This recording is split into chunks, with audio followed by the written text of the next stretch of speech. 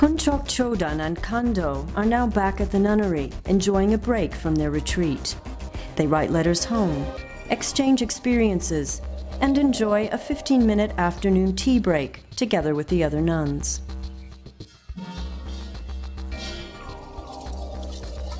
After lunch, between 12 noon and 2 p.m., it's cleaning time at the nunnery.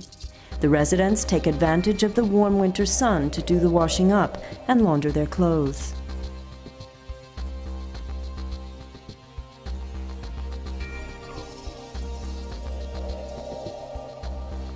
The nuns have been discussing whether they should also organize a program of sports for the midday break.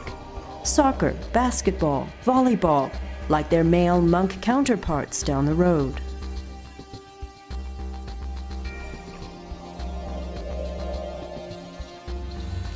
They might also consider yoga or martial arts.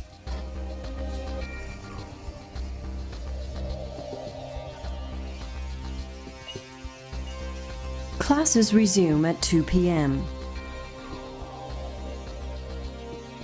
Today's lesson is Tibetan grammar. This is part of the foundation course the nuns must complete before moving on to nearby Kagi College.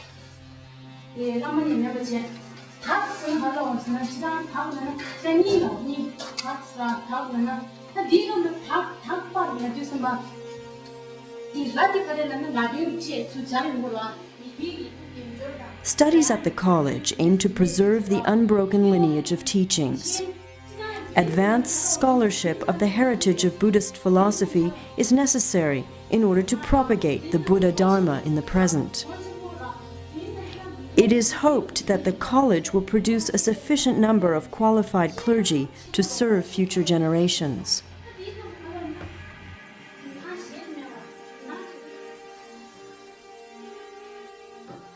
Later on, at the college proper, the nuns will have the opportunity of studying various branches of Buddhist philosophy. The Kagi Institute provides the necessary study materials, including several precious rare ancient manuscripts housed in Samtenling Library next to the college.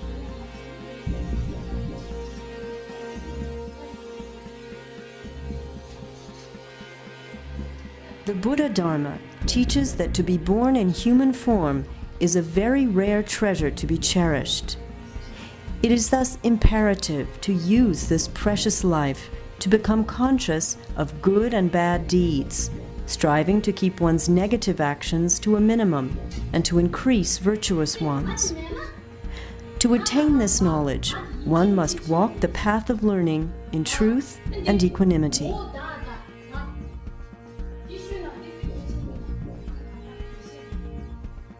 It is the conviction of the Draikung Kagi school that the Buddha's teachings, as recorded in the sutras and tantras, are as pure and perfect as ambrosia and more precious than the rarest gems. For them, the supreme expounders of all Buddhist teachings and philosophies are the Siddhas, Acharyas, and Mahapanditas of Nalanda, one of the most ancient Buddhist universities in Aryabhumi, the land of noble beings. Tibetan class over, the teacher gives special attention to struggling students. The nuns who have already left the room are busy preparing for a retreat, not one high up in the mountains, but in retreat cells here on the grounds, behind the classroom. So 2 girls will stay in one house like this. And they have contact with each other? No. Not until they come out of the retreat. Still recovering from a recent heart operation, Ani Kunchok Kando prepares to go into semi-retreat on the grounds. She has been a nun when she was 17 and then in retreat for the last since she was 17 years old. And she's 37. 37 years old. Why would a beautiful, young, intelligent woman decide to live in seclusion from the world?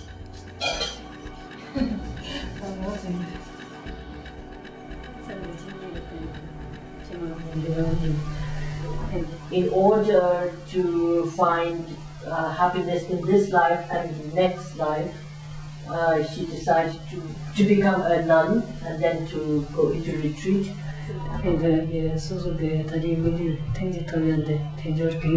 Retreat, I realized that I realized the sufferings in this world, and that I'm here to study and to benefit others, and I realized how fortunate this human life is. Ani Kunchung Kando would now remain in solitude. Meanwhile, in the main compound, dinner has been served and the nuns are doing evening prayers. Contrary to traditional Tibetan nunneries, where most of the waking day is spent in prayer and religious ritual, here at Samtenling, recitation of the sutras occupies just 3 hours a day, in 1.5-hour sessions, mornings and evenings.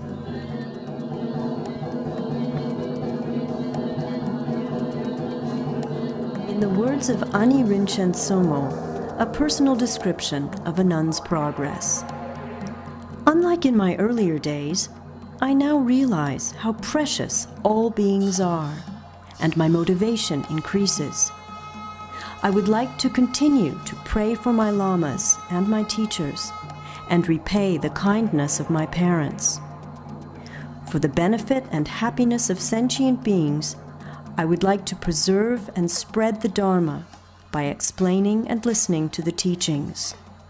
I pledge to follow the 3 teachings: higher conduct, higher concentration, and higher wisdom, with happiness and pleasure. I do not have the knowledge and the practice of the Dharma, but I realize that it is due to the Dharma that all sentient beings obtain assistance and happiness. With this motivation, I vow to work on this goal.